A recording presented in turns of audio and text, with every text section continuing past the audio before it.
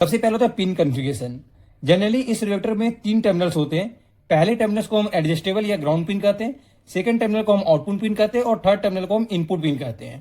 जैसे circuit diagram, ये regulator किसी भी इनपुट वोल्टेज को एक फिक्स स्टेबल आउटपुट वोल्टेज में कन्वर्ट करता है, यानी 3.3 वोल्ट डीसी में। इस रेगुलेटर का लोड करंट 1 एम्पियर है, तो इस रेगुलेटर का जो वोल्टेज ड्रॉप जो होता है वो 1.3 वोल्ट होता है। यानी इनपुट वोल्टेज और आउटपुट वोल्टेज का जो डिफरेंस होता है वो 1.3 वोल्ट होना चाहिए मिनिमम। यानी कि इनपुट वोल्टेज हमेशा ज्यादा होता है आउटपुट वोल्टेज प्लस 1.3 वोल्ट।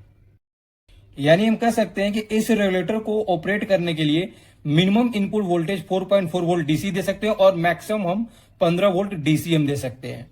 और हमें आउटपुट वोल्टेज हमें क्या मिलेगा, 3.3 वोल्ट डीसी हमें फिक्स मिलता है।